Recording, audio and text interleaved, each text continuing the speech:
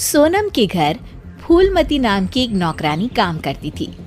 उसके नैन नक्श बहुत सुंदर थे, बस रंग से वो काली थी।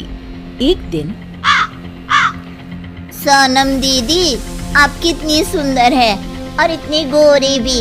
काश मैं आपके जैसी गोरी होती। अरे लेकिन देख ना, कितनी मोटी हूँ मैं। मुझे तो पड़ोस की रानी अच्छी लगती है। देखने में गोरी, नैन नक्श अच्छे और दुबली भी कितनी सुंदर लगती है। फूलमती के मन में सोनम की बात घर कर जाती है। वो सोचती है कि उसे नहीं पता था कि सोनम को भी अपने से शिकायत होगी। अरे फूलमती, ये क्या किया? सब्जी में इतना तेल। वैसे भी मैं इतनी मोटी हूँ, ये खाना खाकर तो कभी जिंदगी में पतली नहीं हो पाऊंगी। अरे दीदी, मैं तो आपकी जैसी होती तो कोई शिकायत ही ना थी। गोरी गोरी। अरे गोरी ही तो हूँ, खुद को तो देख। तेरे नैन नक्श, तेरा पतला शरीर। फूलमती, कोई भी खुश नहीं है इस दुनिया में अपने रंग रूप को लेकर। किसी का कुछ न कुछ छूटा ही हुआ है। हाँ दीदी, लेकिन काली तो काली ही होती है ना। अरे शायद तू नहीं समझेगी। काश मैं भी रानी की तरह होती। अच्छा चल, आज रानी खाने पर आ रही है तो कुछ अच्छा बना लेना। तभी वहाँ रानी आ जाती है। रानी दुबली पतली गोरे रंग की महिला होती है। दोनों सहेलियां बैठकर गप्पे मार रही होती है कि वहाँ फूलमती खाना लेकर आती है। अरे रानी दीदी, आप कितनी सुंदर है। काश मैं आप ही की तरह होती तो कितना अच्छा होता। शुक्रिया फूलमती, लेकिन तुम्हारे नैन नक्श तो बड़े ही तीखे हैं। हाँ दीदी, लेकिन हूँ तो काली ही ना। वैसे तो मैं भी वो सामने वाली वंदना को देखकर सोचती हूँ कि काश मैं उसकी जैसी होती। है दीदी, आप भी अपने से खुश नहीं? ना ना, मैं तो बहुत खुश हूँ। बस जरा लंबाई, काश मेरी लंबाई वंदना जैसी होती तो कमाल हो जाता।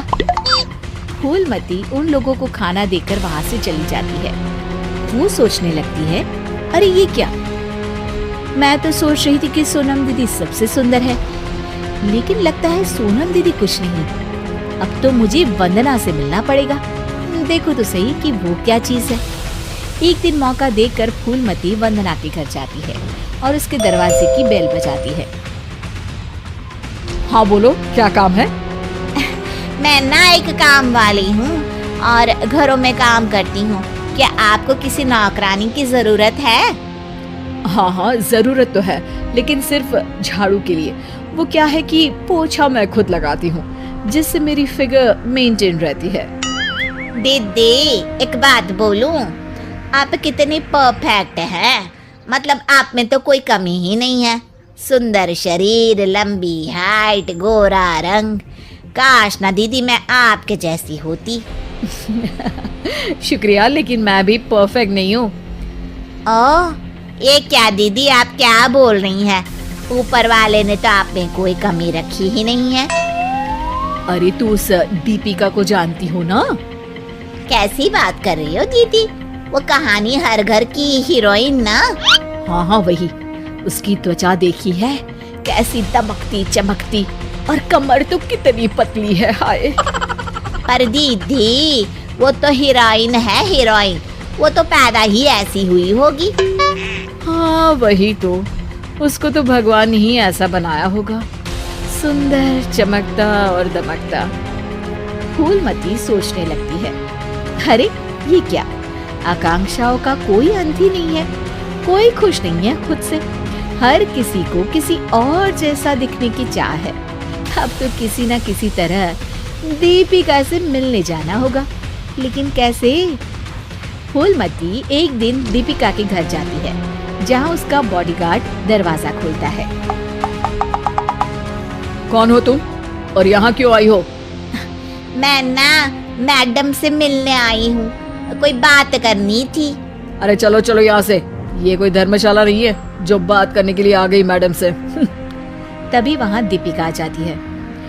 अरे भैया आने दो, फैन होगी मेरी। फूलमती दीपिका के पीछे पीछे उसके घर के अंदर चली जाती है, मैडम, आप तो इतनी सुंदर हो जैसे कि कोई गुड़िया। हाय हाय, त्वचा तो ऐसी जैसे कि मोम। मैडम, काश मैं आपकी जैसी होती। अरे मैं काफी परेशान हूँ अपने रंग रूप को लेकर। एक ही जिंदगी और उसमें भी भगवान ने मुझे ऐसा बना दिया। दीपिका को फूलमती की बात परेशान कर देती है। वो उसे पास बिठाती है और फिर कहती है, देखो, मैं भले ही सुंदर हूँ, लेकिन उसे बरकरार रखने के लिए मुझे बहुत मेहनत करनी पड़ती है। मतलब मेहनत क्यों और कैसे? मैं खाने पीने में हर वो चीज नहीं खा सकती जो तुम खा सकती हो। मैं धूप, पानी, हवा, धूल से दूर रहती हूँ, नहीं तो दाने निकल आते हैं। ना जी ना मैडम, मैं तो सारा दिन घूमूं। बारिश में भीगना तो मुझे बहुत ही अच्छा लगे है। अरे महंगी महंगी क्रीम, पाउडर जिस दिन मैं लगाना छोड़ दूँ ना, तो देखो कैसी बुढ़िया सी शक्ल हो जाएगी मेरी। अरे मेरे ये सुंदर होठ, ये तो मैंने सर्जरी से करवाए हैं, जिसका मुझे बहुत ज्यादा ख्याल रखना पड़ता है। दीपिका की बात सुनकर फूलमती वहां से निकल जाती है। वापस आती है सोनम के पास और काम करने लगती है। अरे फूलमती, क्या हुआ? आज बड़ी खुश लग रही है। हमेशा तो परेशान सी रहती थी, अब किसके जैसा लगने की चाह है? किसी की तरह नहीं दीदी, भगवान ने तो मुझे बहुत ही अच्छा बनाया है। मेरे जैसे नैन, नक्श और काया हर किसी को नहीं मिलती। मुझे ना तो कोई महंगी क्रीम लगानी पड़ती है और ना ही खाने पीने में कोई परहेज करना पड़ता है। मौसम कोई भी हो, मैं तो पूरे मजे लेती हूँ।